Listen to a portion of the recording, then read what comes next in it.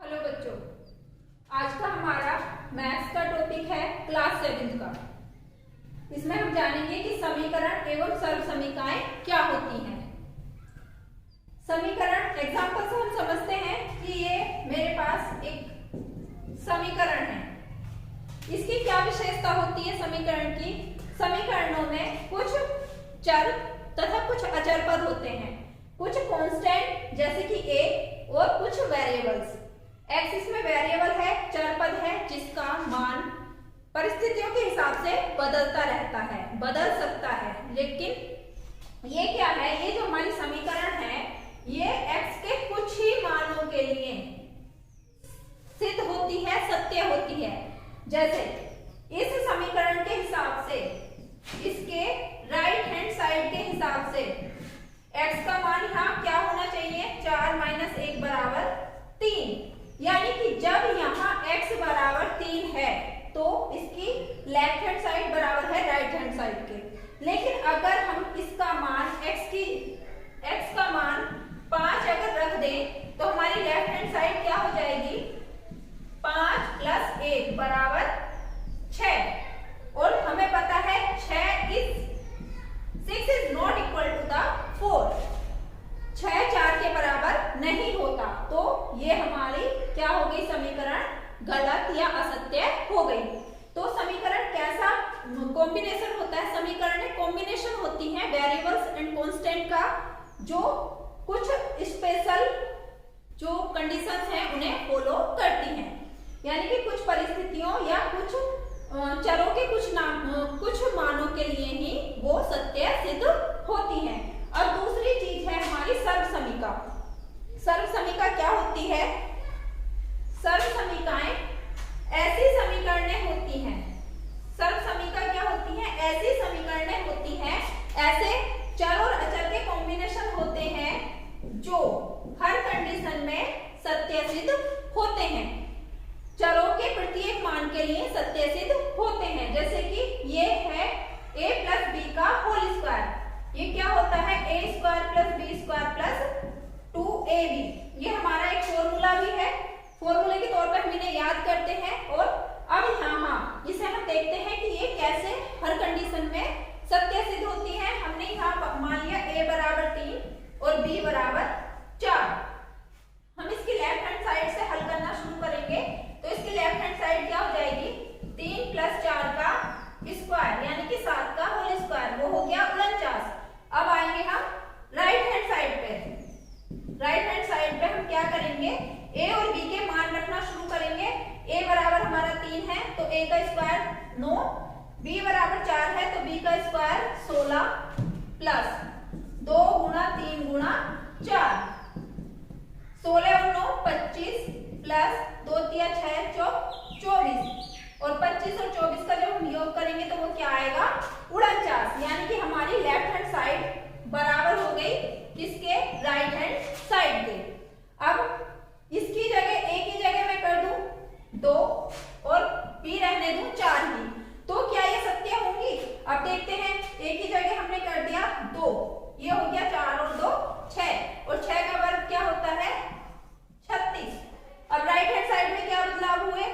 a की जगह 2 का वर्ग यानी कि 4 और 3 की जगह क्या हो जाएगा? 2। अब देखें 16 और 4 कितना हो गया हमारा? 20 और 2 दूनी 4 + 16।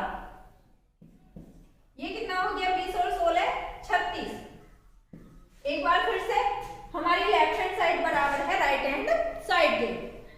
तो सर्वसमीकाएं जो होती हैं उनका मान अपने चरों के प्रत्येक मान के लिए सत्य सिद्ध होता है। उनकी दोनों साइड हमेशा बराबर आती हैं। इस तरह से ये एक सर्वसमीका है। दूसरी सर्वसमीका है हमारी a - b का होल स्क्वायर। फॉर्मूला के तौर पे इन्हें याद रखना है। फॉर्मूलाज हैं ये होता है a² + b² - का 2ab और a - b × a + b बराबर a² - का b²। ये 3 सर्वसमीकाएं हैं। इनमें a और b के चाहे जो मान रखे जाएं, इनकी लेफ्ट हैंड साइड और राइट हैंड साइड हमेशा बराबर रहेंगी। एक क्वेश्चन देख लेते हैं, तीनों का एक एक क्वेश्चन कर लेते हैं। a प्लस बी का होल स्क्वायर, जैसे कि 51 का हमें स्क्वायर निकालना है, तो हम क्या करेंगे? 51 का स्क्वायर निकालने के लिए 51 को हम लिख सकते हैं 50 प्लस 1 का वर्ग। तो ये क्या हो गया? a square plus B square plus 2 into a into B. ये 50 का वर्ग 2500 प्लस 1 का वर्ग 1, 50 दूनी 100 एकम 100। तो जब हम इसे जोड़ेंगे 2500 और 100 2601, ये क्या हो गया हमारा 2601। अगर हम डायरेक्ट 51 गुणा 51 करें तो ये एक लंबा प्रोसेस हो जाएगा, लेकिन इसकी हेल्प से ये हमने बहुत ही आसानी से हल कर लिया। अब दूसरी सरल समीकरण के लिए एग्जांपल देखते हैं 98 का वर्ग। इसके हिसाब से देखते हैं 98 का वर्ग हम कैसे निकाल सकते हैं सरल समीकरण की हेल्प से। 98 को हम क्या लिख सकते हैं? 100 माइनस 2 का वर्ग।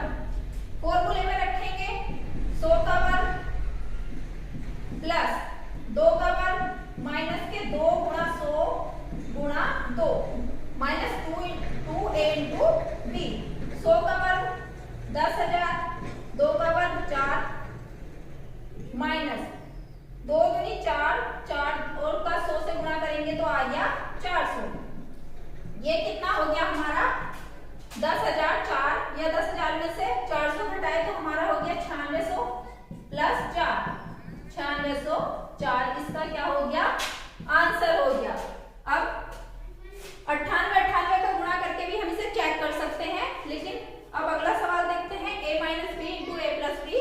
किस तरह के सवालों में यूज हो सकता है? ये सरल समीकरण हम कहाँ लगा सकते हैं? ये कंपटीशन में आने वाले सवालों में बहुत ज्यादा यूज होते हैं।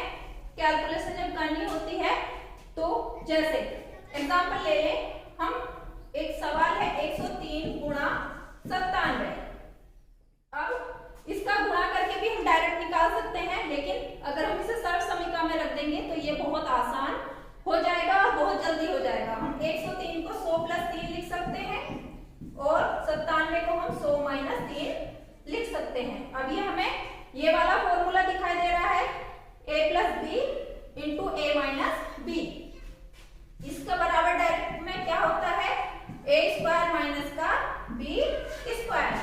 100 का वर्ग हमें पड़ता है 10,000 होता है और 3 का वर्ग 9, तो इसका आंसर क्या आ गया हमारा? 9,991 आंसर। अगर हम इसका गुणा करना चलेंगे तो शायद इस फॉर्मूले में रखने से ज्यादा ही टाइम लगेगा। इस तरह से सरल समीकरणों का हम प्रयोग करते हैं। आगे और बड़ी सरल समीकरण हम सीखेंगे अगले वीडियो में। इस वीडियो में इतना ही। Thank you.